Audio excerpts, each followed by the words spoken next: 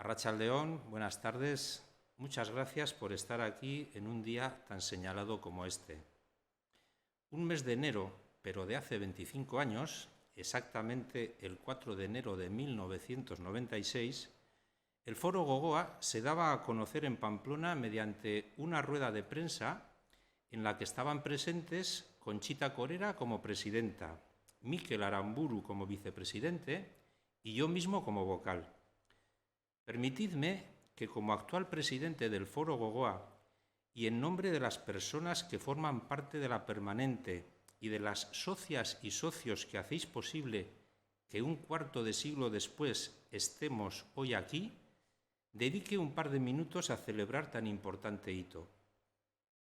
Recojo brevemente la efeméride del diario de noticias de aquel día, donde puede leerse, y cito textualmente: el objetivo del Foro Gogoa es crear un espacio de debate sobre la Iglesia y la sociedad para difundir y elaborar reflexiones desde la práctica en favor de la justicia y participar así en la orientación de la dinámica social hacia un mundo más humano. Pretende ser un foro abierto y crítico, donde predomine el diálogo fe-cultura, conscientes de la importancia del factor religioso en la vida cívica y social. Nacemos con la vocación de aportar nuestra experiencia de creyentes comprometidas y comprometidos con la sociedad en la que vivimos y ser un instrumento para que tengan cabida las distintas percepciones, que permita el análisis y el contraste. Lo importante no es lo que el foro diga, sino lo que sea capaz de generar. Mirando hacia atrás, creo sinceramente que se ha cumplido con creces el objetivo con que nacimos. Al planificar este curso, con las limitaciones que el coronavirus nos iba imponiendo, dejamos para mayo la celebración de nuestras bodas de plata, pensando que tal vez para entonces sería posible un acto con algún tipo de asistencia presencial. Ya veremos si finalmente es factible y si no, lo haremos por esta misma vía. Dejamos para entonces un balance y una valoración más profunda de nuestra andadura durante estos 25 años, así como una celebración festiva, porque creemos que el hito lo merece. Y como estamos de felicitaciones, permitidme que en nombre del Foro Gogoa felicite de manera especial en un día tan señalado como este a otro socio fundador, nuestro querido Guillermo Mújica, que hoy cumple 80 años. Zorionak, Guillermo, recoge el cariño de esta tu gente con la que has querido compartir tantos años de tu vida en una entrega y un trabajo callado, humilde y servicial. Paso sin más a hacer una breve presentación en euskera de la conferencia de hoy y luego Trini la hará en castellano y moderará el tiempo de debate. Inork ez daki pandemia noiz eta nola amaituko den. Bizi garen gizartearen gako kulturalak izenburupean, Iñaki Gabilondok errealitate hauetaz hitz egingo digu. Demokraziaren krisia, gastu publikoaren boterea berreskuratzea, naturarekin dugun harremana zuzentzeko premia edo kontrol digitalik ezaren askatasunerako arriskuak. Eta eztabaida sakonak, mundu mugatu bateko hazkunde mugagabeari buruz, konsumo paradigma berriak sortzeko aukerei buruz eta abar. Iñaki Gabilondok ez du aurkezpenik behar. Kazetari eta komunikatzailea ospetsua baita. Hoi por hoi irratsaioan audientzia lider jarraitua da eta 20 urteren ostean utzi berri du. Espero dugu esango dizugula zergatik hartu duzun erabaki hori. Bere esaldi batekin geratzen gara. Bere bizi posizioari buruz asko esaten duena. Pobreekin eta ahulekin ezin da neutrala izan. Alde egin behar dira. Iñaki, mila esker foroarentzat hainberezia den egun honetan gurekin egoteagaitik. Lagun artean zaude. Zurea da hitza.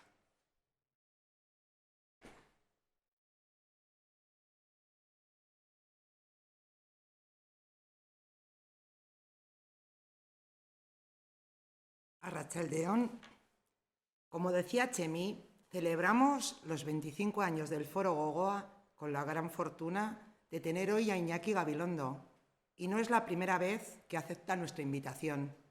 Hace ahora 10 años abrió el curso del Foro Gogoa con una conferencia sobre la función del periodista y los medios. Entonces llenó el salón y hoy sin duda llenará la red de sabias palabras, porque sus reflexiones esta tarde van a poner el foco en algunas de las cuestiones que la pandemia ha dejado sobre la mesa, como la crisis de la democracia, la recuperación del poder del gasto público, la urgencia de conseguir nuestra relación con la naturaleza, los peligros para la libertad del descontrol digital o el crecimiento ilimitado en un mundo limitado. Reflexiones y debates que Iñaki Gabilondo hace siempre desde la honestidad intelectual, sin atajos ni palabras de cartón, desvelando lo oculto, dando luz allá donde hay confusión y ruido, como siempre con libertad y viviendo el periodismo con un compromiso ético que le ha hecho merecedor de un alto grado de credibilidad. Entre sus opiniones expresadas nos quedamos con una que condensa su posición vital. Con los pobres y los débiles no se puede ser neutral, hay que tomar partido. Y con los titulares de la entrevista que nuestro querido Javier Pagola le hizo con motivo de su primera visita al Foro Gogoa. Lo que define al buen periodista es la decencia, su mirada leal sobre las cosas. Para aspirar a conocer la realidad hay que adoptar una actitud de compromiso con ella. Iñaki se presenta por sí mismo. Lo que representa es de sobra conocido. Pero como para eso estoy hoy aquí, os recuerdo que es un referente imprescindible en el periodismo. Ha obtenido decenas de reconocimientos, 6 premios Ondas, el Ortega y Gasset, el premio de la Federación de Asociaciones de la Prensa o la medalla de oro al mérito en el trabajo. Su trayectoria profesional ha estado principalmente ligada a la radio y el programa de su vida durante casi 20 años ha sido Hoy por Hoy. Líder continuado de audiencia, laboratorio donde ha practicado todos los géneros radiofónicos y donde ha tenido siempre entrada la vida y la opinión de la ciudadanía. Iñaki ha sido protagonista y testigo de las etapas más convulsas de la profesión, de los acontecimientos políticos y sociales más relevantes de los últimos 50 años y de los hechos que han marcado nuestras vidas. Ha entrevistado a todos los presidentes de gobierno de España, a todos menos a José María Aznar, quien no quiso ir a su programa. Hace ahora una semana, Iñaki anunció que dejaba su tribuna hablada diaria en la cadena SER, y el aluvión de elogios ha sido impresionante, porque en el mundo del periodismo lo es todo. Espejo, guía, referente, maestro, compañero, aitá, como le llaman a Pastor, o la banda sonora informativa de mi vida, como dice Pepa Bueno. Para la ciudadanía, periodista de raza, analista y pensador sólido con ideas y valores necesarios ante riesgos de zozobra.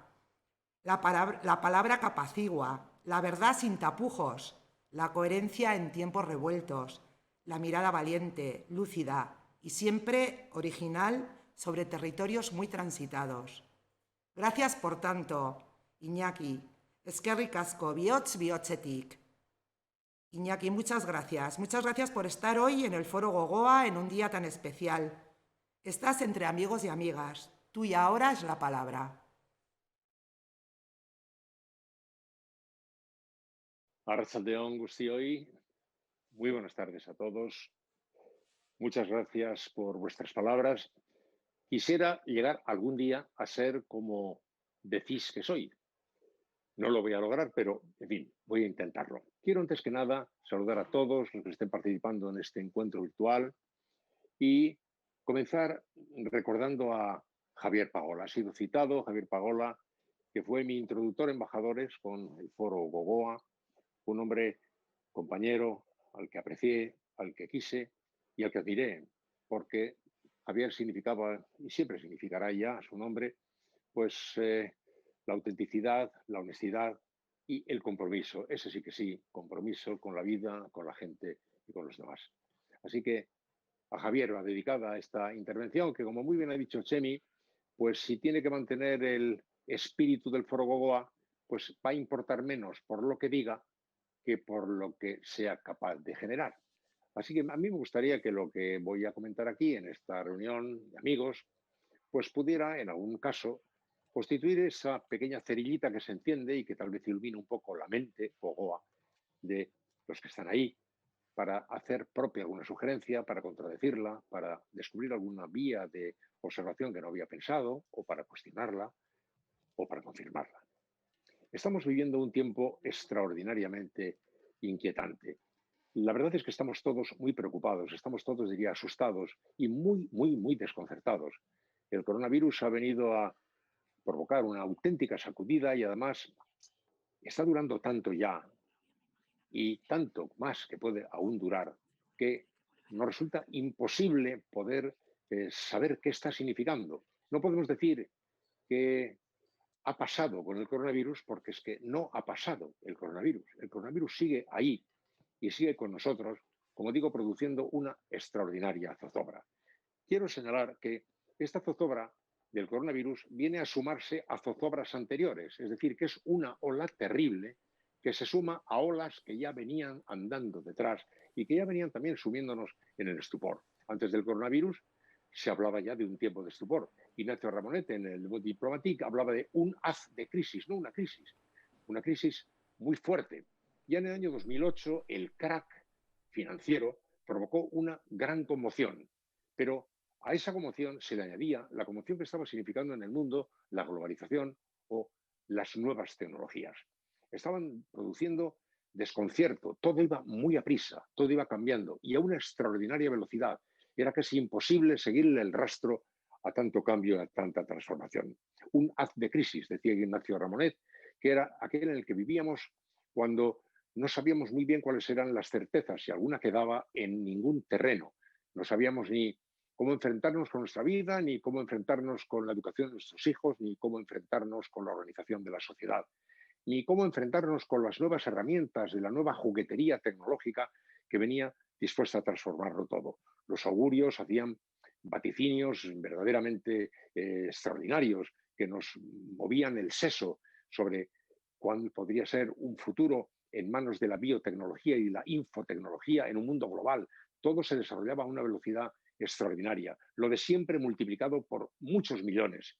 Incluso las fake news, que son las mentiras de toda la vida, que son las medias verdades de toda la vida, que son los globos sondas de toda la vida, pero en la globalización multiplicados por miles de millones y en la era de las nuevas tecnologías distribuidos por todo el mundo a la velocidad de un tic a una tecla de ordenador.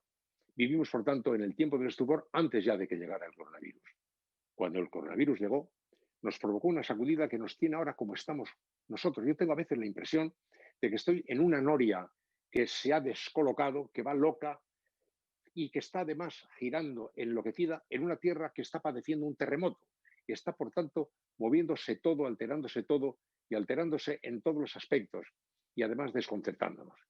Vivimos, por tanto, y eso no hace falta que lo pueda adivinar, lo sé. Sé que todos ustedes están descolocados, están preocupados, están asustados y están tratando de saber por dónde se puede encontrar la vía de salida o qué va a pasar cuando esto termine, si algún día termina, y cómo va a terminar y qué va a ser de nosotros. Ahora mismo, la pregunta respecto a qué va a ocurrir cuando esto finalice, una pregunta recurrente, necesita primero la respuesta habitual. Es decir, cuando se sale de un túnel, no se sale nunca por el mismo lugar por el que se entró, se sale a otro sitio, no sabemos cuál va a ser, pero en todo caso, ahora la gran preocupación es saber si algo de lo que está ocurriendo nos va a dejar enseñanzas provechosas que pueden resultarnos verdaderamente aprovechables, útiles para entender de una manera más humana, más racional, más coherente, más inteligente, más comunitaria la vida colectiva. Ahí es donde están los pronósticos cruzados, los que dicen que en efecto esta es una enseñanza que no va a ser olvidada, que va a quedar como una sacudida que nos va a marcar a fuego para siempre. Otros piensan que no, que en el segundo fin de semana más o menos razonable, con un buen tiempo, quedaría perdido para siempre, cuando hayamos podido medio pensar si algo hemos pensado durante este tiempo de la pandemia. ¿Cuál es mi opinión? Mi opinión es que pasarán las dos cosas. Pasará que habrá una gran sacudida y un ataque de hedonismo, un ataque de locura, de búsqueda del disfrute, búsqueda de los viajes que todo el mundo anhela, al tiempo que se estará al mismo tiempo padeciendo el estrago verdadero y durísimo de una crisis que va a aparecer en su verdadero dramatismo económico también en ese mismo momento. Porque esto que está ocurriendo, como casi todo lo que lleva ocurriendo en este capitalismo enloquecido en el que vivimos hace mucho tiempo, provoca una creciente desigualdad. En la época de la pandemia lo han debido ustedes leer con escándalo, aunque no con sorpresa, los 20 más ricos del mundo se han hecho mucho más ricos de lo que eran antes. Las distancias se han vuelto a ampliar. En España, concretamente, ha crecido el ahorro un 17%. Es decir, que la gente que tenía posibilidad de ahorrar, como ha podido gastar menos, ha ahorrado mucho. Ahora hay más gasto preparado, hay más dinero dispuesto a ser gastado en una mirada, digamos, de exaltación vital que se pueda producir en cuanto nos dejen sueltos, al tiempo que también, se nos recuerda, cuando comenzó la pandemia, un tercio de la población tenía menos de 2.000 euros ahorrados. Le llegó la bomba atómica con menos de 2.000 euros ahorrados. Ahí tenemos, por un lado, una bolsa de dinero dispuesta, lista a ser gastada en un ataque de los felices años 20 después de la Primera Guerra Mundial, y otra amenazando a una sociedad que está bajo la espada de Damocles de la nueva realidad, a pesar de los esfuerzos que se están haciendo para tratar de neutralizar todo lo que sea posible neutralizar. Por tanto, con todo lo que está ahora mismo andando y, por tanto, con un espectáculo no concluido, resulta muy difícil hacer ningún tipo de valoración. Pero sí podemos decir que se han colocado sobre la mesa cosas que ahora mismo nos autorizan y casi nos obligan a hacer una determinada reflexión en muy distintos ámbitos, algunos de los cuales se han señalado. Quiero decir que la pandemia ha venido a agudizar tensiones ya existentes, ha venido a impulsar debates ya existentes. No ha inventado prácticamente nada, sino que ha hecho reventar preguntas que venían ya caminando desde atrás. Lo mismo que podemos decir que Donald Trump no es una piedra que cae en un lago apacible y que lo agita, no. La agitación venía ya de tiempo atrás, por muchas razones, ya desde el Tea Party, con una sociedad muy envenenada que encontró su manera de condensarse, una manera, bueno, absolutamente redonda, con un hombre como Donald Trump. Igualmente podemos decir que el coronavirus ha colocado sobre la realidad del mundo una bomba atómica que ha venido a sacudir a un mundo que ya venía muy sacudido y, por tanto, ha agitado sacudidas preexistentes. Por tanto, no se trata de que haya creado preguntas, ha acelerado preguntas pendientes y ahora están ya sobre la mesa. Yo quisiera señalarlas un poco por encima para ver todas las cosas que podrían constituir las deducciones o moralejas que nosotros tendríamos que llegar. Lo mismo que cuando acabó ETA y comenzó el gran debate sobre si se podía poner un relato en común. Y yo decía, no, en común no va a poder ponerse un relato. Quienes creyeron que los etarras eran unos héroes, seguirán creyendo que son unos héroes. Quienes creyeron que eran unos asesinos, seguirán creyendo que eran unos asesinos. ¿Qué se puede poner en común? Se puede poner en común una moraleja, una enseñanza compartida. La enseñanza en aquel caso podía ser: nunca más permitiremos que la violencia se vaya a utilizar para imponer ideas políticas. En ningún caso. Si esa moraleja se comparte, es algo aprovechable, eso es algo que la sociedad debe conseguir consensuar y es algo que puede consensuar. Lo mismo en este caso, tenemos que poner en común cosas que podamos consensuar como consecuencia de lo que estamos ya aprendiendo. Y lo primero de todo ello, para mí, es que ya hemos aprendido que un Estado, para serlo, tiene que tener una fuerte cimentación pública, tiene que tener un fuerte contenido social. Podríamos decir, y así lo llevo llamando, que hay una serie de evidencias predemocráticas y preideológicas, que deberían estar, predemocráticas no, preideológicas, que deberían ya estar aceptándose por todos como consecuencia de las enseñanzas derivadas del coronavirus. Un Estado moderno, para ser no ya moderno, sino Estado, tiene que sustentarse en un fuerte cimiento social. La disputa ideológica podrá venir luego, antes eso tiene que ser aceptado. Hemos descubierto que no se puede sostener un Estado sin una fuerte cimentación social. No nos ha de valer solo para la emergencia, nos ha de valer para siempre como deducción que no podremos olvidar. Eso me parece a mí muy claro. Yo lo vi con una claridad manifiesta y en algunos lugares lo he recordado el día que se anunció la relación de servicios públicos. Ustedes recuerdan que un buen día nos confinaron a todos y nos dijeron, señores, a casa. Todos ustedes pueden retirarse. Solo han de quedarse los trabajadores de los servicios esenciales. Y cuando de pronto se hizo pública la relación de los servicios esenciales, ¿qué encontramos ahí? Encontramos a los servidores públicos de la sanidad, pero encontramos también a los sectores que estaban siendo observados siempre por la sociedad como los últimos de la fila, los últimos que se contrataba, los primeros que se despedía, los peor pagados, los barrenderos, los limpiadores, los distribuidores de alimentos en los mercados, los recogedores de fruta. De pronto descubrimos que eran esenciales, no usted o yo o aquellos que podían creerse algo. No, nosotros éramos prescindibles en la emergencia porque lo que era esencial era lo que la sociedad había venido mirando muchas veces con el rabillo del ojo. Y como el personal sanitario, que no miraba con el rabillo del ojo, pero al que hace muchísimo tiempo se venía ya castigando de una manera sistemática con esa visión enloquecida de este ultraliberalismo que hemos padecido.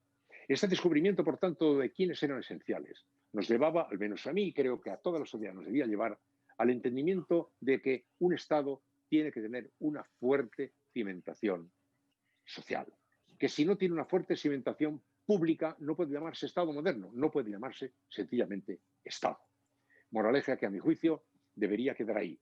Por el momento, medio, en fin, a regañadientes, medio que se está aceptando. En este momento, las políticas de apoyo a los sectores más vulnerables, que son prácticamente todos, están siendo comprendidas por todos. Segunda gran moraleja. El liberalismo y el neoliberalismo se repliega, se retira, se esconde, se desaparece y deja el campo libre a un pensamiento que habitualmente critica de manera feroz, lo considera una auténtica locura. Y sin embargo, cuando llega este momento, pues todos son peticiones de ayuda, de subvenciones, hasta de nacionalizaciones, ¿no?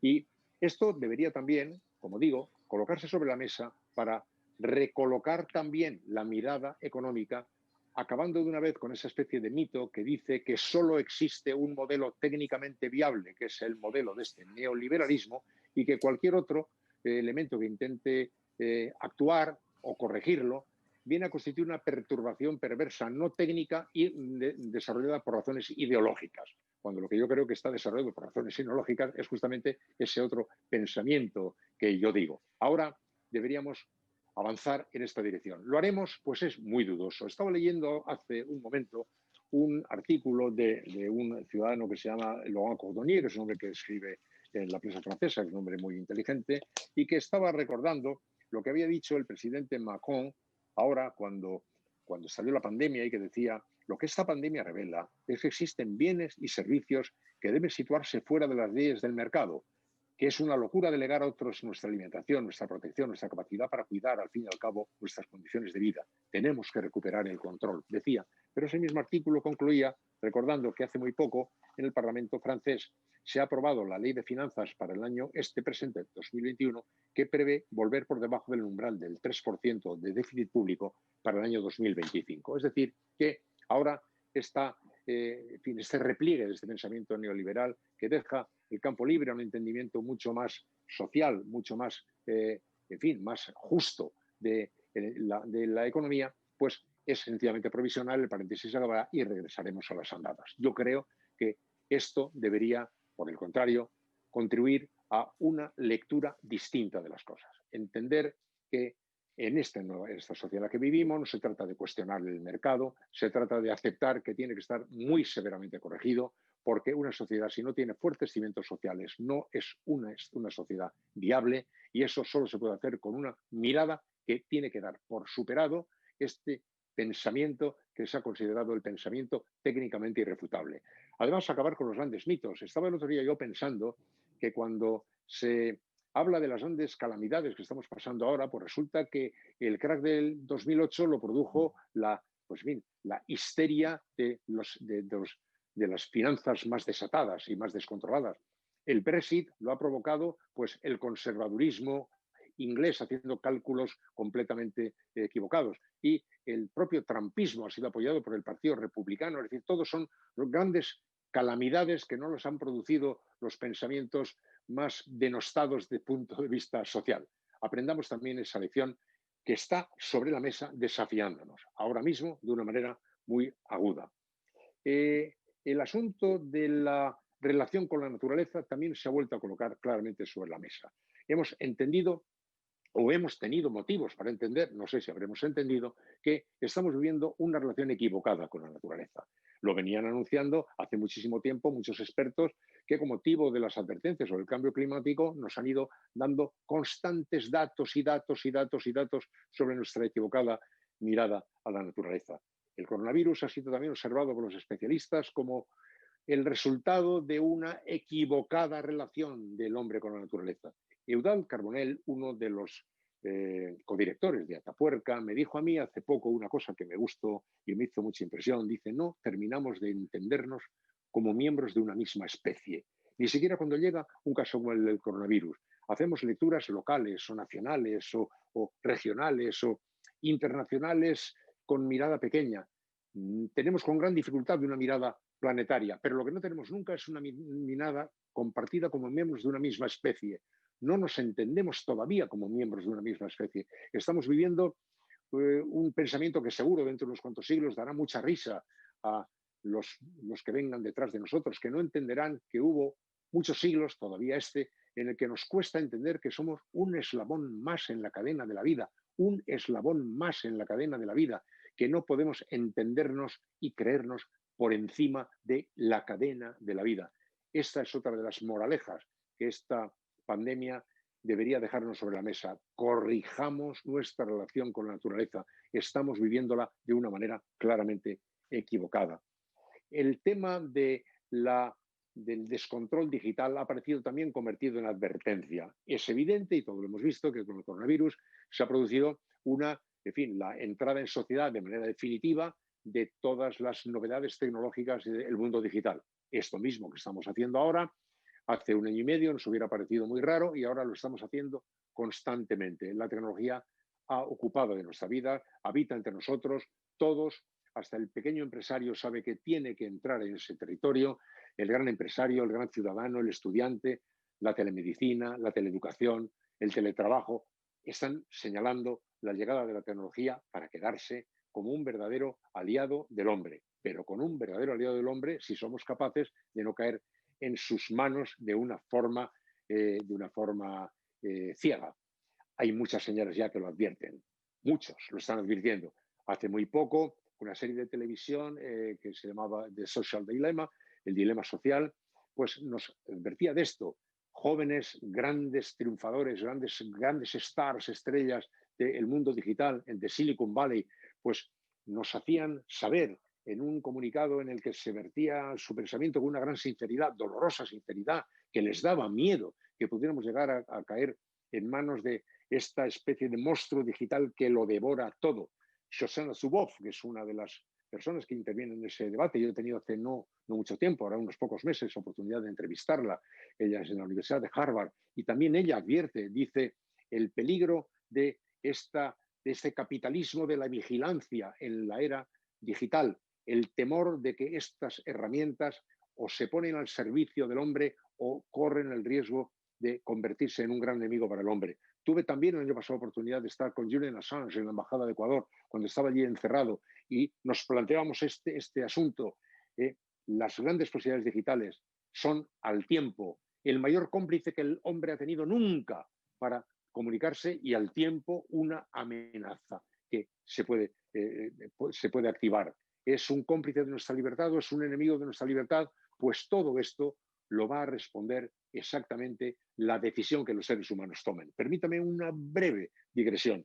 Algunos a lo mejor lo saben. Yo he estado varios años haciendo entrevistas a científicos y a personalidades del mundo muy destacadas en una serie que se llamaba Cuando ya no esté. Trataba de preguntar cómo iba a ser el mundo cuando cuando pasaron unos pocos años, cuando ya no estuviera, y estuve en Harvard, estuve en las universidades de Estados Unidos, en todas, empecé en Columbia y estuve en San Francisco, en Los Ángeles, estuve en Londres, en todos los sitios, preguntando a los grandes científicos cuáles iban a ser las circunstancias en las que se iba a encontrar el ser humano dentro de veintitantos años. Y yo siempre les preguntaba, ¿qué va a pasar?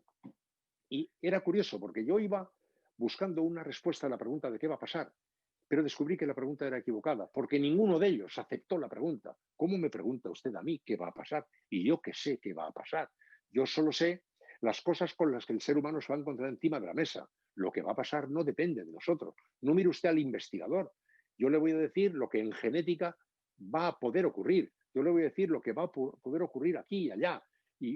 Pero lo que va a pasar va a depender de lo que el ser humano haga, de lo que no haga, de lo que permita que se haga, de lo que decida hacer. Y es muy diferente que haga una cosa o que haga la otra. Pero en el mundo digital, cuando ahora estamos también de nuevo planteándonos y ante esta herramienta, ante este disparate de la tecnología que nos invade, vamos a quedar prisioneros de ella. Algunas voces lo advierten, como digo, el gran Yuval Harari también está recordando que es una gran posibilidad si empoderamos al ser humano con las nuevas tecnologías, pero que puede ser pues el fin de la libertad del hombre, como se ponga toda la maquinaria de la vigilancia que tiene ahora mismo unas posibilidades extraordinarias de dominar, de controlar, dirigir prácticamente toda nuestra vida. Por tanto, está también sobre la mesa un importantísimo debate que no vamos a resolverlo en 5 minutos, pero que sabemos, que tenemos que saber que lo tenemos nosotros que resolver. No podemos aceptar que ese sea un asunto que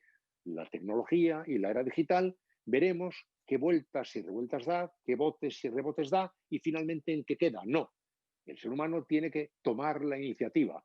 Estas lecciones que estamos teniendo que aprender, como se conocía el coronavirus, y de todo lo anterior, nos tiene que llevar a ese convencimiento de que tenemos que recuperar liderazgo en nombre del ser humano, rumbo al hombre, un nuevo humanismo que dirija todo, incluso estas grandes circunstancias. La económica que he dicho, tomar parte en el debate para impedir que estas deducciones económicas terminen siendo un pequeño paréntesis para regresar, como ocurrió en el 2008, al pensamiento inmediatamente anterior. En el terreno digital, para aprovechar las grandes ventajas, pero entrar en los debates, para no permitir que eso se desarrolle sin nuestro conocimiento. Les quiero contar a ustedes una anécdota personal que me hizo mucho impacto. Estaba yo en Singapur entrevistando a un joven profesor que es hindú y que es un hombre que habla de conectividad le estaba preguntando sobre eso, sobre conectividad. Él viaja por el mundo entero, pronuncia en numerosas conferencias y él me contó una anécdota, me hizo mucha gracia porque me la contó él a mí, cuando yo le preguntaba, como siempre, qué va a pasar y me decía, yo qué sé qué va a pasar. Va a pasar lo que el ser humano que va a tener que enfrentarse con debates jurídicos, con debates éticos, con debates políticos que ahora mismo parece que están amagando, pues cuando los afronte veremos cómo lo resuelve. De cómo lo resuelva dependerá. Y me dice, y le voy a poner un ejemplo. Estamos en Singapur, repito, y el profesor hindú me dice, mire usted, hubo hace no mucho, hace unos pocos años, una proeza técnica, una proeza de la ciencia médica que permitió hacer una cosa muy portentosa, que yo lo voy a contar mal, que era que un niño nacía y con la placenta de ese parto, un hermano mayor que estaba enfermo se curaba. A algunos les sonará. Bueno, pues me dijo, fíjese usted, eso pasó en Sevilla, España, su país. Y además, casi al mismo tiempo, pasó también en otro sitio, no me sé dónde, Arkansas, Estados Unidos. Me dijo, pero ve usted, la misma proeza técnica, la misma posibilidad técnica. En España, el beneficiario primero de esa posibilidad que brindaba la ciencia médica fue la familia de un camionero de Cádiz, me dijo el profesor de Singapur. En la ciudad en la que digo Estados Unidos fue un multimillonario de Arkansas. Por tanto, todos estos debates que estamos aquí colocando sobre la mesa nos obligan a participar, a entrar ahí y no solamente a observarlos como interrogantes que se alzan ante nosotros. Son interrogantes que se alzan ante nosotros y que van a obligarnos a nosotros y a las nuevas generaciones a lanzarse en plancha sobre ellos para llegar a algún tipo de conclusión. Debate también sobre la mesa. Evidentemente, el crecimiento ilimitado en un mundo limitado no puede ser. Y por tanto, ahí está también sobre la mesa, como consecuencia del coronavirus, acentuado algo que ya estaba antes y que ahora nos reaparece de una forma más enorme. Y todo lo que estamos viendo que cambia en la vida cotidiana cada uno de los días, ¿qué va a ser de eso? se ha aludido al comercio, los nuevos paradigmas del comercio. Todo ahora mismo está siendo una especie de inundación de repartidores de cosas que van llevando de aquí para allá a las casas mientras las tiendas menguan. El comercio tradicional está empezando a observar que queda desplazado por ese comercio virtual. Hay ya inmensas naves en ciudades como Seattle, en el estado de Washington, en Estados Unidos, ya son, la fisonomía de las ciudades es otra, están cambiando. Gigantescos almacenes para todos estos nuevos grandes centros de almacenamiento y distribución de cosas que ahora nos llegan de otra manera. ¿Cambiarán los paradigmas? Y esta es la pregunta que yo no sé ni puedo saber, pero que evidentemente va también a jugar. ¿Qué ocurrirá? Cuando yo preguntaba, ¿regresaremos a los viejos hábitos? ¿Se convertirán algunas de estas cosas que hemos visto en señales de un nuevo tiempo? ¿Qué ocurrirá? ¿Pasarán todas las cosas a la vez? Seguramente sí. Yo vivía en París en mayo del 68. Lo digo con un poco de apuro, porque, como saben ustedes, hubo un momento en que parecía que todos habían estado viviendo en París en mayo del 68. De manera que ya me dio vergüenza y decidí no decirlo más para no parecer otro más de los que decían que estaban cuando no estaban. Yo sí estaba. Es más, allí concebí a mi primer hijo. Mi hijo, el mayor, fue concebido allí, justamente en ese tiempo, en mayo del 68. Cuando estalló esa gran sacudida, recuerdo que también la pregunta era, ¿y qué va a quedar en esto? ¿Esto va a quedar en nada? ¿No va a quedar en nada? Cuando pasó, en fin, en la época aguda, dio la impresión de que aquello había sido un pequeño sueño. Nada, duró un pestañeo y se acabó, fuera. En 10 minutos, fuera. Los que miraban aquello con un cierto desdén por encima del hombro y decían, ya os advertimos que esto nada, una chaladura de los críos que dicen cosas y luego no queda en nada. Bien, efectivamente, pareció que no quedaba en nada. Sin embargo, hoy todavía, 50 años después, estamos reconociendo en muchas de las transformaciones que Europa vivió aquella raíz que estaba justamente en ese tiempo. También yo creo que aquí, aunque ahora parezca que esto va a ser barrido de nuevo por el regreso a esa vida que tenemos ganas de vivir y de viajar y de movernos, y que nada de lo que hemos aprendido va a quedarse, esto va a quedarse. No sé cómo asomará, no mañana ni pasado, pero va seguramente a introducir nuevos paradigmas en comportamientos, en hábitos de consumo, para hablar de detalles pequeños, y quién sabe si en mentalidad. No lo sé, pero digo que en ocasiones estas grandes sacudidas, que parece que no han sido nada, porque cuando pasan, parece que pasan para no volver, dejan un fondo de rastro que durante muchísimo tiempo marca el destino de las sociedades. Ahora mismo, por tanto, estamos viviendo un tiempo de estupor, un tiempo de desconcierto, un tiempo que está colocando sobre la mesa muchos debates. Estamos anhelando acabar con esta pesadilla, pero al tiempo estamos, creo, obligados a mirar con un poco de cabeza lo que está pasando para encontrar allí material para hacer una sociedad mejor. Ustedes recuerdan cuando empezó esto, aquella especie de descubrimiento de lo comunitario. Claro, el descubrimiento de lo comunitario fue sensacional. De pronto empezamos todos a vernos como de otra manera. Los aplausos en los balcones a las 8 de la tarde, la solidaridad extraordinaria para el personal sanitario, todo aquello de pronto dio la impresión de que estaba mostrando algo que creíamos que no existía, esta comunidad humana que se manifestaba así. Luego saben ustedes lo que ha ocurrido, no se lo tengo que contar, pero ese dato está también por ahí. Ese dato de la comunidad humana, el dato de la comunidad humana que hemos de tratar de reconstruir. Y si hay algo, y con esto quiero terminar, porque tengo alguna dificultad en la comunicación y porque además lo bonito es que podamos dialogar y que si ustedes quieren decir algo lo digan y si quieren comentar o preguntar o que hacer sea mucho más provechoso así este foro, yo quisiera para concluir decir que lo que yo más lamento, lo que más me preocupa y lo que más me entristece es cómo está desapareciendo cada vez más los elementos de lo común. Ya se habla tanto ahora en momentos de discusiones políticas tan arduas de la búsqueda de consensos. Un gran amigo mío, Josep Ramoneda, me dice, tú eres un niño pequeño porque estás siempre hablando de consenso. Digo, no, yo no hablo de consenso como quien habla de Disneylandia, no.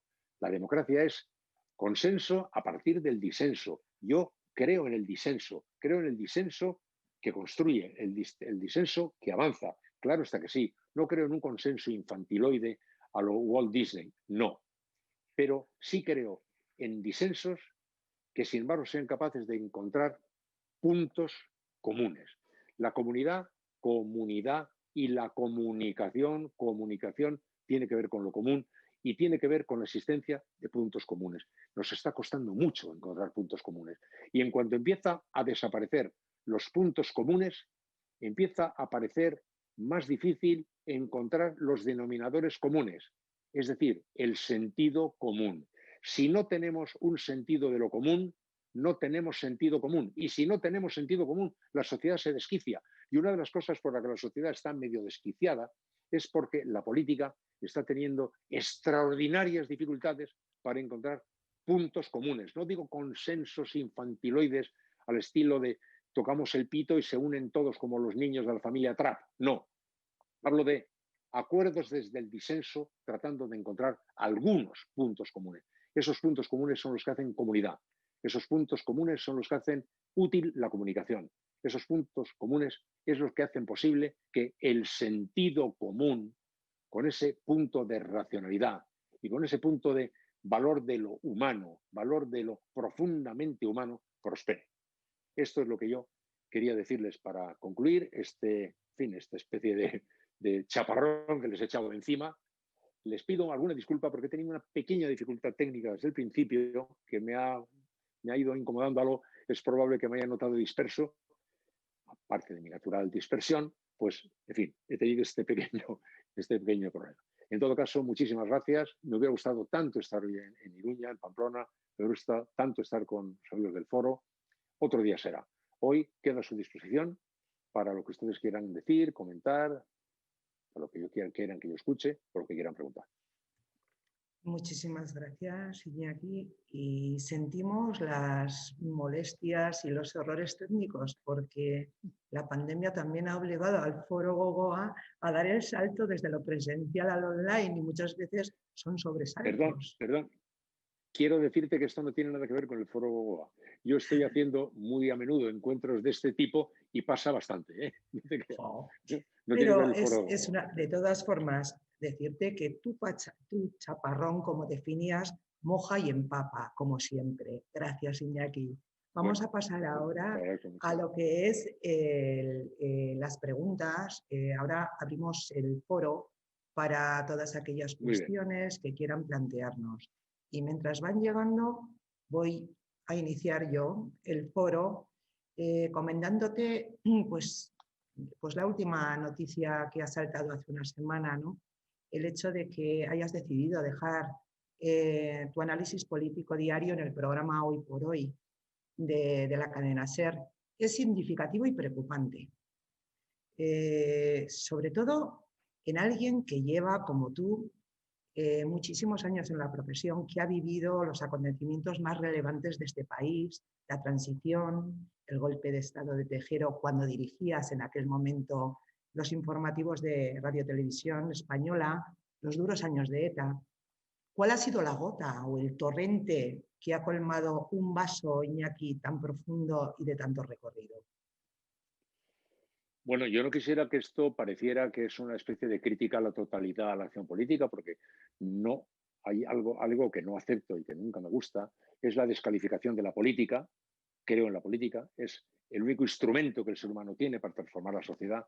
Creo en los políticos. No estoy de acuerdo con que todos los políticos son iguales, porque no todos los políticos son iguales en absoluto. Y por tanto, no quisiera que esta decisión mía pudiera parecer una especie de enmienda a la totalidad. No, pasa básicamente que estoy cansado. Tengo 78 años, llevo muchos años ya, y entonces hay determinados esfuerzos que he estado haciendo a lo largo de toda mi vida sin mayores problemas y que ahora me cuestan un poco más. Y me cuesta un poco más cuando pierdo un poco la fe. Y he perdido un poco la fe como consecuencia de esto último que decía.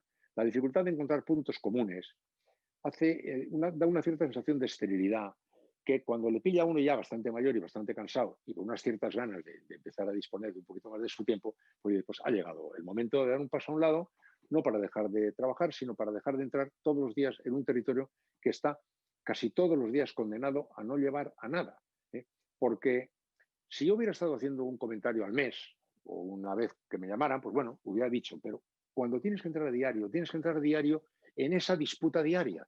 Y en esa disputa diaria es en la que yo creo que es donde se manifiesta más esta pequeña cochambre del partidismo ciego, ¿no? Las fuerzas políticas no todas son iguales y tienen observaciones, muchas absolutamente respetables. Pero no me parece que con los grandes problemas que hay y ante emergencias de este calibre podamos entretenernos en cositas así. Porque además, y no lo he dicho, sobre la mesa está también algo muy importante, que es la necesidad de releer la democracia. La democracia es un instrumento extraordinario, pero está dando sensaciones de fatiga, tiene muestras de roña, hay que trabajar con ellas. El papel de los gobiernos, qué significa la oposición, el papel de los partidos, el papel de los parlamentos, está todo esto en cuestión, de los medios de comunicación. Estamos todos en un momento en el que la propia democracia necesita ser observada y analizada con cariño, con seriedad y con determinación. Y por tanto, todas estas pequeñeces hacen más difícil observar los asuntos que son importantes y que están alzándose ante nuestros ojos, pues llamando mucho la atención, por favor, prestadnos atención, que son asuntos trascendentales. Bueno, entre que me aburría un poquito entrar en el bronqueo diario, que ya estaba un poquito deseando de hacerme un lado, yo repito lo de la edad, que parece que no, pero es que son muchos años y llega un día en que hay que quitarse de medio. Le dije yo a mi compañero, lo llamativo no es por qué doy un paso a un lado. Lo que me tenéis que preguntar es qué hago todavía aquí, ¿no? Pero bueno, esto ha sido. Ya nos van llegando preguntas al chat. Una de las primeras que han escrito es que llama la atención que el neoliberalismo desaparezca cuando vienen las crisis. ¿Va a ser este un paso adelante, un nuevo o una posibilidad de descubrimiento para la sociedad humana actual? Bueno, lo he señalado antes, debería serlo, debería serlo. Eso de que a la hora de la prosperidad aquí estamos y a la hora de los apuros aquí estamos para pedir que nos ayuden, eso ya ha sido desenmascarado tantas veces que algún día debería acabar la broma, ¿no? Es decir, de acuerdo, no se trata de que queramos ahora inventar la pólvora mojada, pero no vayamos a aceptar los regateos, el juego de regateos y recortes permanentemente que ese neoliberalismo pone en marcha, considerando que son disparates técnicos, es decir, que la ayuda, el apoyo, la colaboración, el apoyo a los desfavorecidos, la ayuda, eso es, pues, es un elemento pues, técnicamente erróneo, porque lo técnicamente correcto es generar mucha prosperidad y que luego, como de la mesa del rico Epulón, vayan cayendo las migajas hacia los que están prostrados debajo de la mesa. Esa es una lectura que no vale ya, hace mucho que no vale, no hubiera debido valer nunca, pero con la elección del crack del 2008 y con lo que estamos viendo ahora, espero que alguna deducción se llegue. Y yo, a la deducción a la que llego, y me conformo con esa, es que ya nadie se atreva a negar la necesidad de un fuerte cimiento social en la sociedad, porque si no, no es un Estado, que no podemos regatear en sanidad, en servicios públicos, no podemos regatear en ciencia, en educación, en lo que es el suelo de una democracia y de un Estado. Y luego empieza la disputa ideológica, que esto es preideológico. Y si no estamos entendiéndolo con esto que está ocurriendo, me gustaría saber con qué lo pensamos entender. Ahora se están ya nacionalizando empresas y la gente pidiendo ayuda y socorro, si lo entendemos. Pero cuando ahora acabo de leer que ya en Francia acaban de decir que, pero sí, pero que para el 2025 al 3%, bueno, ya sé que tenemos que ir tratando de corregir las cosas que desequilibren completamente las cuentas del Estado, pero estamos ya haciendo esa cavilación. Si no sabemos cuántos millones de personas van a irse a pique, cuántos van a pasar de los ERTES a los ERES, cuántos pequeños empresarios se van a arruinar, cuánta gente va... Pero espere un poco, ya cuando llegue otro momento hablaremos. Ahora queremos estar todos unidos aquí. Por eso digo que estas son historias que deberían constituir pequeñas oportunidades de enseñanza para la sociedad. No tengo ninguna esperanza de que ocurra en la decisión de los grandes poderes, pero sí tengo esperanzas de que ocurra en la convicción de mayores y más crecientes sectores sociales. No solamente los sectores que pueden estar considerados los más izquierdistas, no. En el pensamiento más tiene que estar en el terreno de lo razonable, no solo de lo ideológico, sino de lo ideológico sí, y también de lo razonable. Pero yo estoy aburrido de oír toda la vida que el pensamiento neoliberal era el técnicamente correcto. no ya solo un pensamiento que correspondía a un pensamiento político, no, ese no correspondía a una ideología, ese correspondía a una técnica indiscutible. A una ideología correspondía el pensamiento que decía lo contrario. Eso es lo que no se puede aceptar. Es evidente que si no es ahora, ¿cuándo? Ese es un problema que posiblemente abordas en tu último documental sobre cambio climático, Porvenir. Está basada en futuros hechos reales y planteas el problema fundamental de que se nos está jugando la prueba supervivencia. ¿Qué crees que bueno, nos espera el futuro si no abordamos el cambio climático y la crisis ecológica con seriedad? Pues muy mal futuro. Lo que ocurre es que esto va avanzando también. Yo no me hago ilusiones infantiles pensando que esto de golpe y porrazo va a transformar los comportamientos humanos, pero va por fases.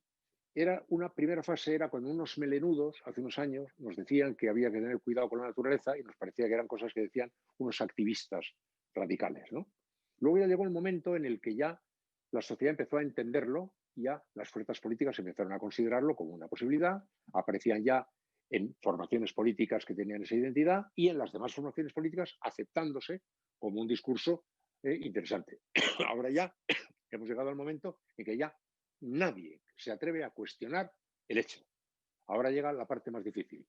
Es el momento en el que hemos de adaptar nuestra manera de vivir a una nueva observación de la naturaleza. Y eso es mucho más difícil. Es cuando ya vamos a pasar de las musas al teatro, de la poesía a la prosa.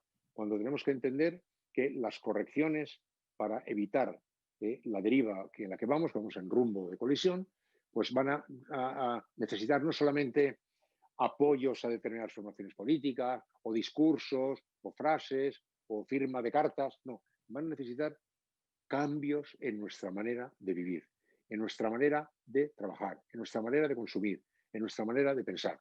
Y eso no se hace de un día para otro. Pero es ese pensamiento que va poco a poco penetrando y que vaya constituyendo un cierto nuevo paradigma. Estamos viendo en sectores jóvenes, bastante jóvenes, el paso, por ejemplo, del tener al usar. Esta es una observación que se está haciendo ya. Empieza a apetecer menos a los chicos jóvenes esa especie de obsesión por el tener que parecía ser la llave. Ahora empiezan a usar, sí, pero no hace falta tener. Están cambiando cosas.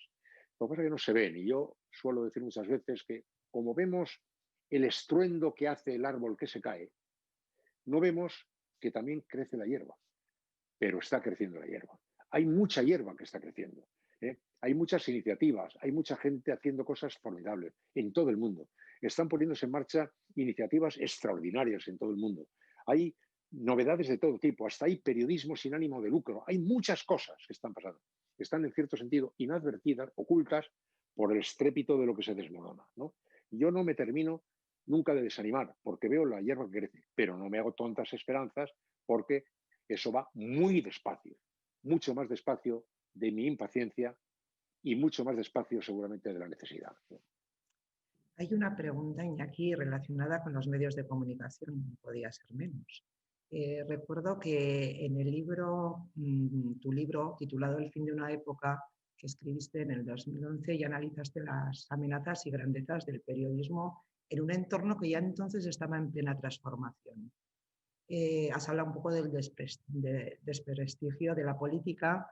¿Crees que está arrastrando al periodismo? La pregunta en concreto de la persona que nos ha escrito es más que una pregunta, una exclamación. Medios de comunicación, ¿cuánto poder? Y dice, ¿qué puede hacer hoy el periodismo? Vamos Bueno, a ver. por de pronto el periodismo está intentando sobrevivir, porque las novedades del nuevo mundo le han metido prácticamente en la ruina. Los medios de comunicación tradicionales, digamos, están ahora mismo en fase de desesperación financiera tratando de sobrevivir. Y por tanto, están de viaje a otra cosa y algunos llegarán, otros no llegarán, al tiempo que están naciendo millones de otras experiencias de comunicación que ahora mismo no vemos. Para nosotros los medios de comunicación son 7 radios, 5 periódicos, 5 televisiones, tal. No, ahora hay millones de medios de comunicación, de señales bengalas que se entienden aquí y por allá.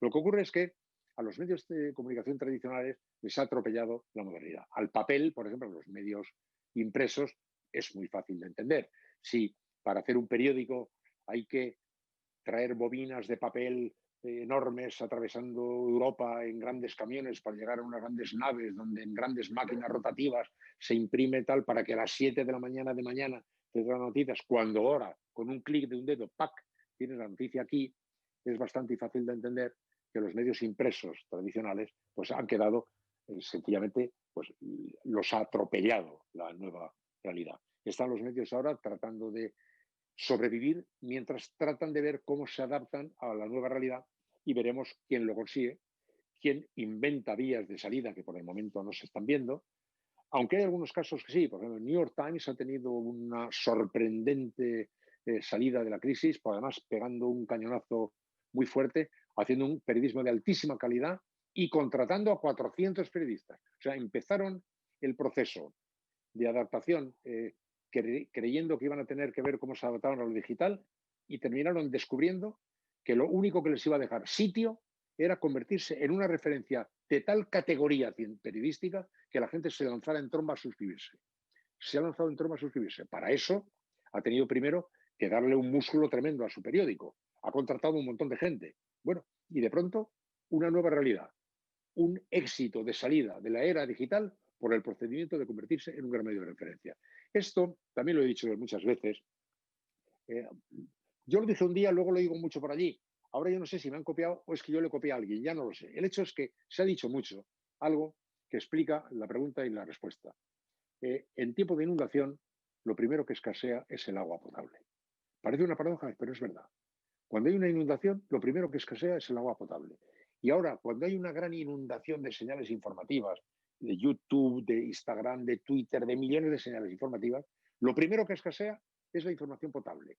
No sabes cuál es potable, cuál es no potable, cuál es bebible, cuál es no bebible. El que acredite su solvencia tiene de pronto una oportunidad que nunca nadie ha tenido. Y ahí es donde están algunos haciendo ese descubrimiento.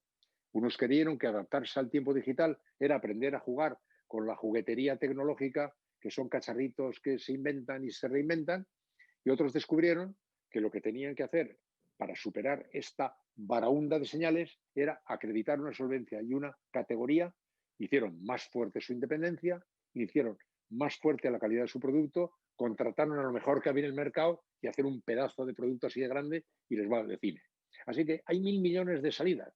La de New York Times es esta, otras salen por otro sitio. Algunos intentarán y se ahogarán.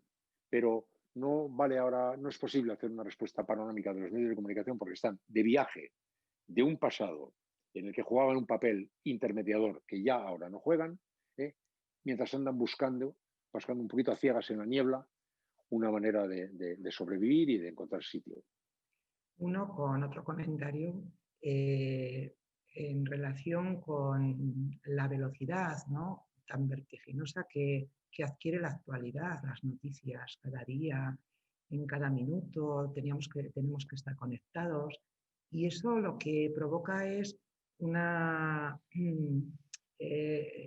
pues poca profundidad y posiblemente, has hecho antes alusión a la veracidad, y entonces comentan, ¿es posible hoy seguir ofreciendo una mirada reflexiva más allá de la realidad tan inmediata en la que Es estamos difícil, atrapados?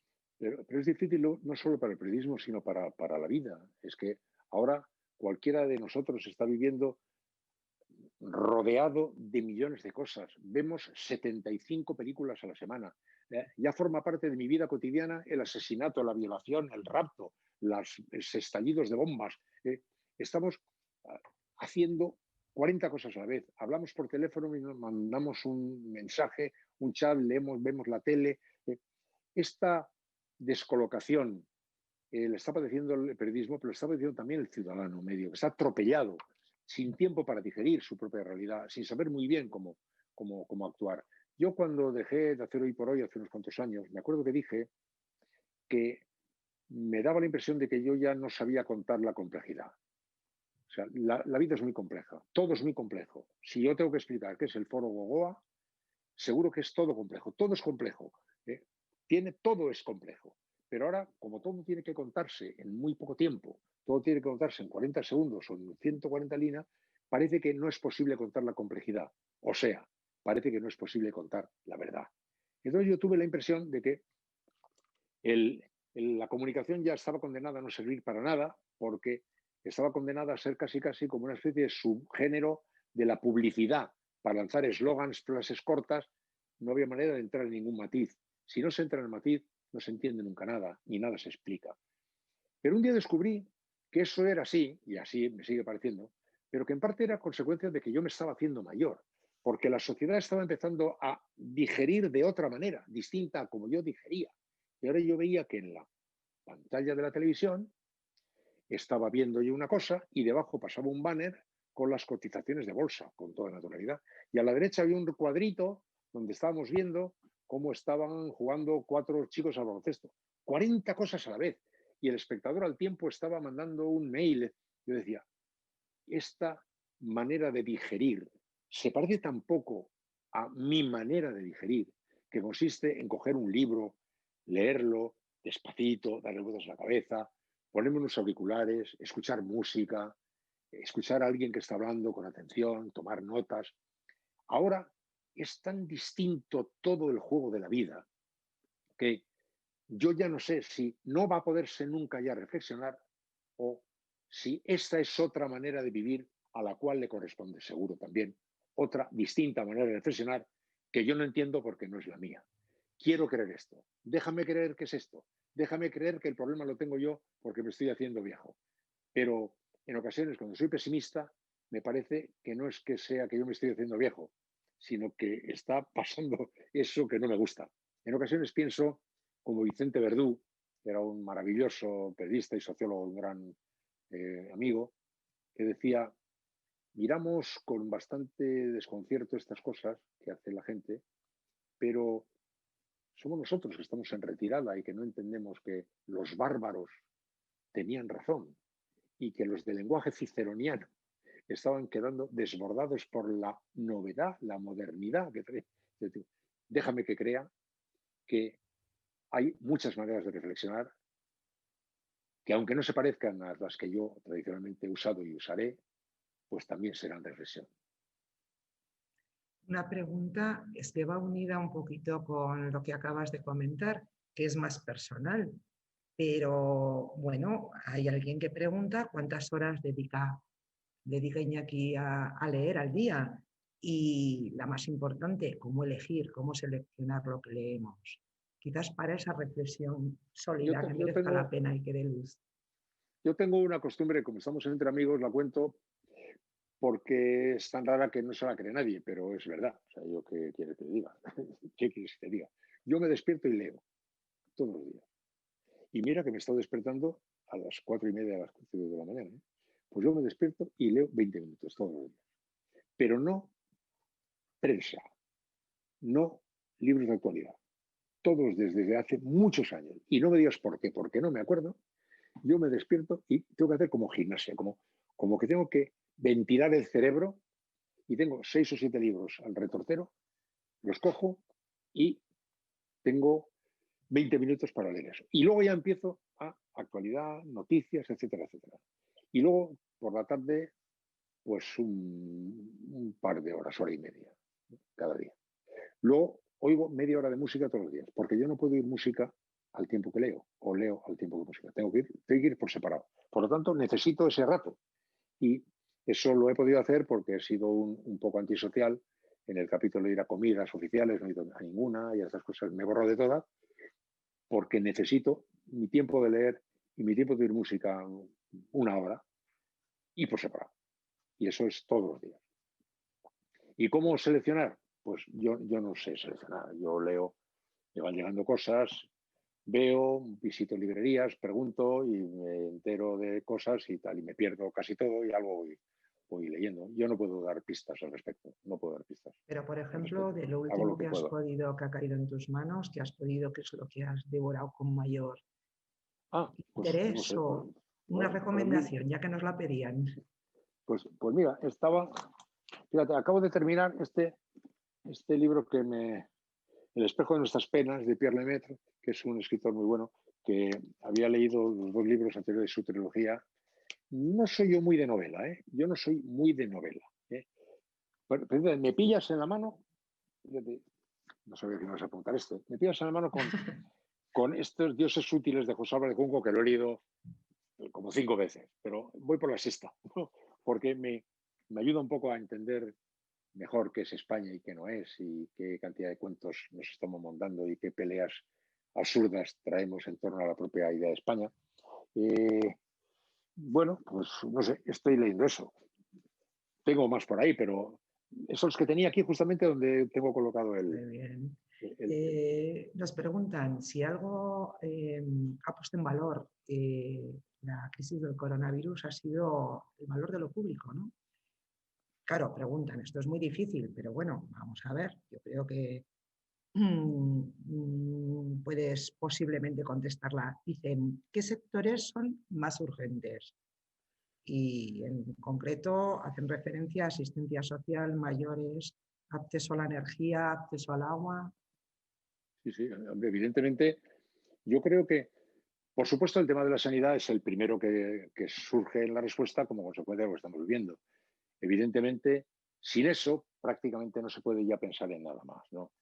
Todos los servicios de asistencia social son los fundamentales, a mí me parece, el entendimiento del otro como una realidad y de nuestro compromiso con el otro. Pero yo considero que son capitales todos los temas. Se ha mencionado el agua, por ejemplo, el gran debate sobre si el agua debería ser un gran bien público en modo alguno cuestionado. Pues ese es un gran debate. Está ahora mismo también en el centro de muchas disputas en muchos países. En Buenos Aires han cambiado la lectura que tenían del agua en el Ayuntamiento de Buenos Aires. Hay un profesor italiano, cuyo nombre no recuerdo, que se ha convertido en el gran apóstol de hagamos del agua un derecho humano, etcétera, etcétera. Yo de todas maneras creo que la sanidad, la educación, los servicios sociales son lo capital. Y añadiría la ciencia. Creo que eso es capital. La ciencia porque va todo muy a prisa y porque si no te subes a las olas que van andando, te quedas, te ahogas, ¿no? La educación, desde luego, pero como antes decía, que me parece patético que no se puedan encontrar puntos comunes. No hablo de consensos idílicos, sino de disensos con puntos comunes. Si no se pueden hallar puntos comunes en la educación, ¿qué porvenir tenemos? Y si no hallamos puntos comunes en el sostenimiento de la sanidad. Ahora mismo, con la pandemia, hemos descubierto, espantados, que no era lo que creíamos que era. Y de repente hemos descubierto lo que hubiéramos tenido que descubrir hace mucho. La asistencia primaria, por ejemplo, la pobrecita asistencia primaria, si hay alguien por ahí que se dedica a la asistencia primaria, reciba mi más encendido aplauso. La asistencia primaria hacía muchos años que advirtió, hacía como 7 o 8 años que advirtió que estaba cayendo sobre la asistencia primaria una enorme cantidad de trabajo para la que no estaban preparados. Les cayó encima el coronavirus, con una carga añadida burocrática de la que se venían quejando. Les va a caer de la vacunación. Y mientras vamos haciendo todo esto, vamos descubriendo cómo se ha ido recortando, pero qué insolencia humana es capaz de ponerse por encima de esa evidencia. Bueno, ahora parece imposible imaginar que alguien va a andarse con tonterías en ese capítulo, pero ya verás qué poco tardan en aparecer de nuevo las tonterías en ese capítulo. Pero si cuestionamos eso, entonces yo creo que hay muchas cosas que podrían considerarse base, ¿no? Pero yo creo que luego los servicios de salud, los servicios públicos, ¿no? Y los servicios asistenciales, junto con la educación, yo creo que son los primeros sin los cuales, repito, un Estado no puede atreverse a llamar Estado y a tener bandera, a tener capital y a tener moneda. Bueno, ya hemos podido oírte en muchas ocasiones, últimamente con las elecciones americanas y la derrota de Trump, sobre la degradación a la que nos ha llevado el populismo. Hay una pregunta en concreto que habla de los peligros de la derecha que vienen de lejos. Sin embargo, pues sigue atrayendo y embaucando a muchísima gente. ¿Cómo se explica? Bueno, hay muchas explicaciones. no diré con explicaciones, pues en el caso de Estados Unidos, pues unas comunidades que tienen la impresión de que han sido abandonadas mientras se presta atención a los emigrantes, que los blancos sin trabajo en la América profunda creen que están siendo denostados. Lo peor de el comportamiento de estos bárbaros que entraron en el Capitolio es que ellos se creen unos patriotas que están salvando al país. O sea, lo peor, ellos se creen que el país está en manos de una especie de pensamiento diabólico que quiere acabar con el alma de ese país, con las esencias de ese país. Ellos son los liberadores de ese país. El peligro de estos populismos son que tiene este aire misional, redentor. Venimos a redimir a la patria oprimida. Entonces, ¿cuáles son los elementos que ellos computan? Computan el trabajo que perdieron, mientras cada vez que leen que, pues, que se asiste a los tal, etc. Un racismo larvado que está ahí, bueno, no tan larvado, hace muchísimo tiempo, y millones de otras cosas. Pero ya digo, el Tea Party es anterior a Donald Trump. Esta especie de repliegue nacionalista, un poco reconcentrado, que significa el Brexit, también es en cierto sentido una reacción a la globalización que de pronto uniformiza al mundo entero, produce tics de repliegue hacia lo local. O sea, tú ahora vas a Buenos Aires y en Buenos Aires las chicas tienen una camiseta igual que en Ghana, en Nueva York, en Estambul, en Logroño o en Estocolmo, y juegan a lo mismo y bailan las mismas cosas y les oyen las mismas canciones y ven las mismas cosas. Hay una globalización en el mundo que sería maravillosa si globalizara los derechos y todo lo que el ser humano ha sido capaz de construir en torno a la justicia. Pero ha globalizado muchos elementos del consumo y, sin embargo, pues eso parece una amenaza para quien trata de defender su personalidad, el pequeño terruño que va a quedar sepultado por esta corriente que nos aplasta como una apisonadora, etc. Razones, explicaciones hay muchas, ¿no? Luego, manejadas por gente como la que vemos que las maneja, pues se convierte en una arma explosiva, peligrosísima, que además busca respuestas simplísimas a cosas de mucha complejidad, ¿no? El problema es que comentaban acabar con Trump no es derrotar al trumpismo. No lo ¿Cuál es, es ¿no? la vacuna que recomiendas para...? No, es que no hay vacunas. Sí, nos gustaría mucho que hubiera vacunas. Es que hay que construir la respuesta. La respuesta no está, hay que construirla, hay que construirla, hay que fortalecer la democracia y las convicciones para poder neutralizar a los enemigos de la democracia y de sus convicciones. No hay respuesta. Como digo, Trump no es una piedra que cae en un estanque suave, ya venía agitado. Por tanto, cuando Trump se vaya del poder, seguirá habiendo millones de personas con ese pensamiento que ya tienen un ídolo beatificado ahí, que es Donald Trump, ¿no? Eso, ¿cómo se combate? Eso solo se puede combatir con la disposición de la convicción democrática, pero la convicción democrática está desfalleciendo. Hay muy poca convicción democrática, bueno, no hay muy poca convicción democrática, no hay no hay mucho convencimiento de que hay que pelear por la democracia. Ahora nos cansamos de decir a las personas mayores, a los más jóvenes, que eso no se tiene para siempre, que se puede perder, que eso es como andar en bici, que si dejas de dar pedales te caes, que los derechos conseguidos pueden ser derechos perdidos perfectamente, basta que haya cambios de una determinada naturaleza y lo que creías que habías conquistado, de repente vas y lo pierdes. Lo que digo que no hay es el convencimiento de que la democracia tiene que ser defendida y que se defiende fortaleciéndola y fortaleciendo sus instituciones y fortaleciendo su espíritu profundo y fortaleciendo, como digo, todo lo que forma parte del entramado de una democracia, tanto como estructura como pensamiento. Y está adormecido, mientras tanto está adormecido, está desmusculado, hay poca conciencia de que tiene que ser defendida la democracia, que como no la defienda se cae. Llega una pregunta, creo yo, que para viejos rockeros y rockeras, porque dice, ¿se puede equiparar el 15M con el mayo del 68? Bueno, son primos hermanos, digamos, son vecinos de portal. No, hombre, tiene una dimensión distinta, pero aquello tuvo una proyección global y este no tuvo una proyección global, pero responde a ese mismo tipo de agitación de abajo arriba, ¿no? Que de pronto le coge por las solapas al sistema, le mete una sacudida así y lo deja temblando, ¿no? En este sentido sí tiene una cierta similitud, no, tiene una cierta similitud, sí. Es un viento que viene de abajo arriba y que siempre, como todas estas cosas, trae mucha verdad, siempre trae mucha verdad.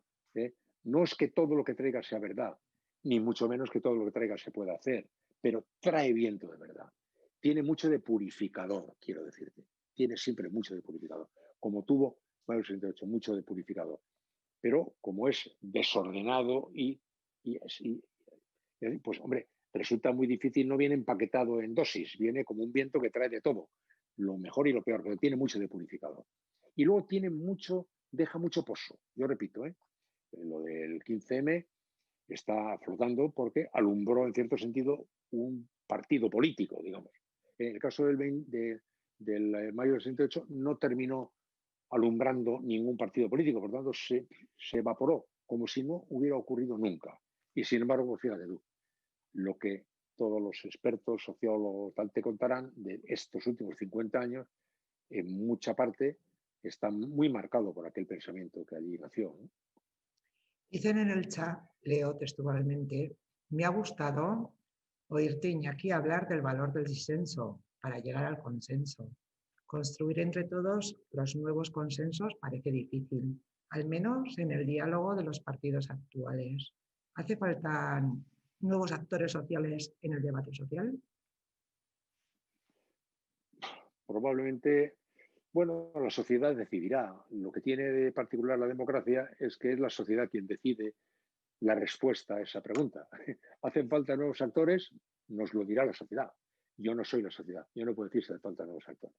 Lo que sí creo es que hay que entender cómo se construyen los consensos. Y eso es lo que parece que no se termina de entender. En el caso concreto de España, los partidos más tradicionales de la derecha tienen una mirada completamente equivocada de lo que es el consenso. Entonces dicen, vamos a revisar la Constitución. Sí, cuando haya consenso. No, no. El consenso es el lugar al que se llega, no el lugar del que se parte. Se parte del disenso y a base de ceder y de negociar se construyen los consensos. Los consensos son puntos que no existen y que se construyen. Y por tanto, se construyen a partir del disenso. Por tanto, cuando dicen, ¿cuál es la respuesta? Cuando dicen, en Cataluña, ¿cuál es la solución? No, no. La solución no es que esté por ahí y que hay que buscarla y encontrarla. Hay que construirla. Y la construcción de los consensos es justamente la clave de la acción pública. El verbo construir es muy importante, porque se habla de encontrar, ¿no? Pues muchas veces tú dices, pues ¿cuál es la respuesta? Y digo, no, si yo no tengo respuesta. La respuesta es que hay que ponerse a trabajar para construir los consensos, desde el disenso. Y ahora mismo, pues, no parece en la actual política que estén especialmente dotados para muchos consensos algunos, pero sin embargo se han conseguido algunos consensos que no están mal. Yo creo que la misma mayoría parlamentaria que hay ahora, que es un lío, pero que resulta que se corresponde con la realidad de este país. Todos ellos han sido elegidos por gente que les ha votado libérrimamente. Esa es la foto del país. Si no te gusta, mala suerte. Pero eso es lo que es. Y lo que se termina construyendo con eso, que a algunos les parece muy mal, es justamente lo que a mí me parece bien. Me parece que es lo que estamos todo el tiempo diciendo, que se puedan construir consensos desde disensos para poder andar, ¿no? Claro, que si llamamos nosotros consenso a los acuerdos que nos gustan y no llamamos consenso a los acuerdos que no nos gustan, pues ya no vale, ¿no? Cuando apelamos a que lo decidimos, nuestros representantes políticos los decidimos entre todos, parece muchas veces, ¿no?, que se desliza aquello de que tenemos lo que nos merecemos. ¿Es así? ¿Nos merecemos de Es una verdad frase.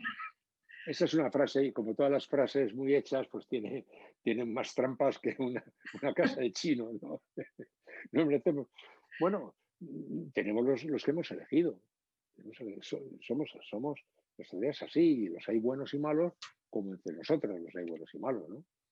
Bueno, solo yo que sí te digo que yo sí que lamento que en la emergencia tan gravísima que estamos pasando, no estemos teniendo la altura de miras que hubiéramos debido estar viendo en nuestros responsables públicos. Algunos más y otros menos. Repito que no me gusta nada lo de todos son iguales, porque no todos son iguales. Pero como gremio no está teniendo la altura de miras que la dramática situación que vivimos, la excepcional situación, la extraordinaria situación que vivimos, requeriría. Un comentario sobre el espectáculo al que estamos asistiendo, ¿no? En la arena política, ¿no? Lleno de debates que en realidad son monólogos sucesivos, ¿no?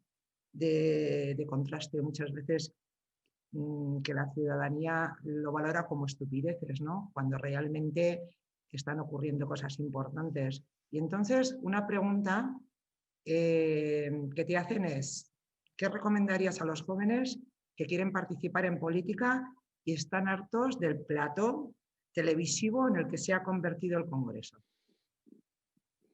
No lo sé.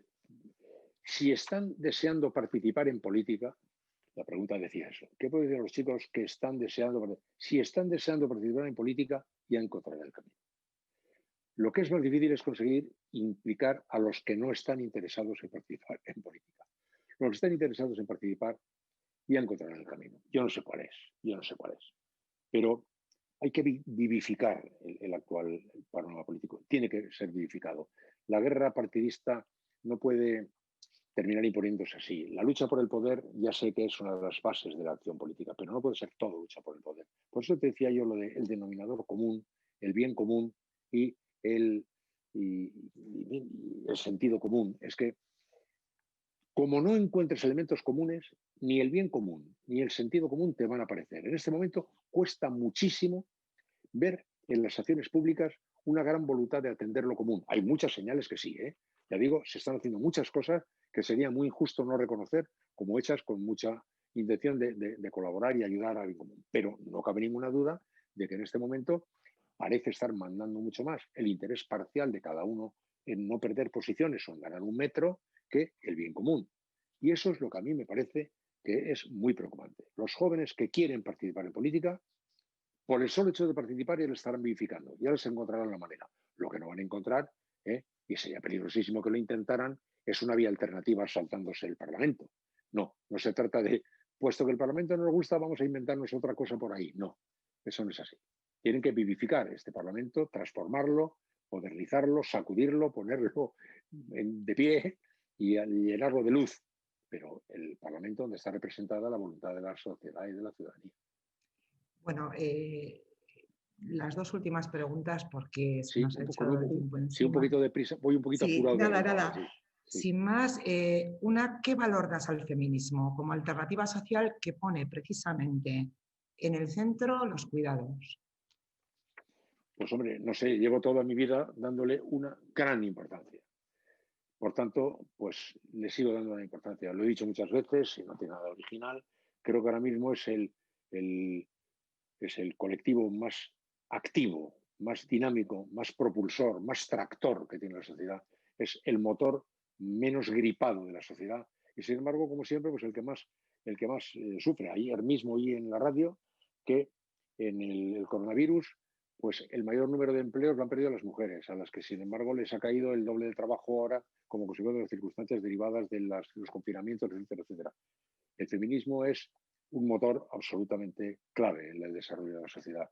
Y no estoy de acuerdo en los que creen que ya ha cumplido su misión y que ya debe apartarse porque ya se han conseguido los derechos suficientes. No estoy en absoluto de acuerdo con eso.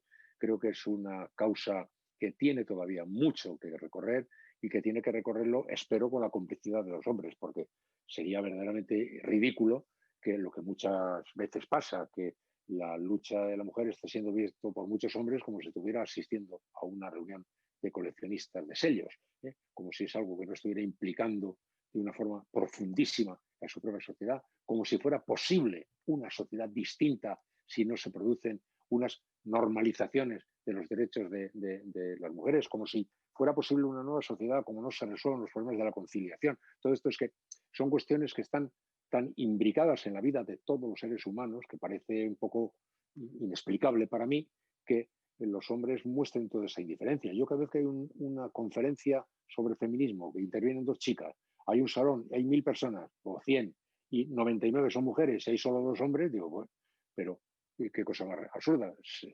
¿Por qué no tenemos interés en oír si están hablando de transformar una sociedad en la que nosotros formamos parte y sin ellas no se puede transformar?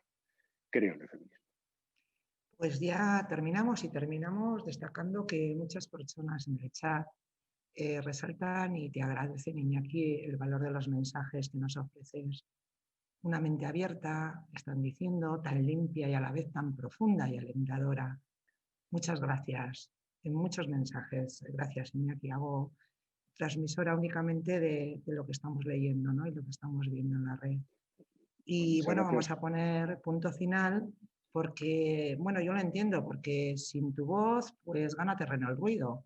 Y estamos en un momento en el que precisamente necesitamos voces que iluminen, ¿no?, el camino. Así que te vamos a seguir allí donde estés. Mantienes en la radio, tu radio, una sección semanal, los lunes a las 10 de la mañana, y has empezado hoy, por cierto. Y también en Movistar Plus podemos escucharte en programas Volver para ser otros, o cuando ya no esté el mundo dentro de 25 años. Gracias, Iñaki, por seguir y por estar ahí. ¿Dónde más podemos encontrarte? Porque vamos a seguir tu estela. Espero que no tardemos en encontrarnos en Iruña, en Pamplona, dando una vuelta por ahí y tomando un vinito ahí en lo viejo. Muy bien. Un saludo. Pues muchísimas gracias, te recasco y hasta la próxima vez. Muchas gracias.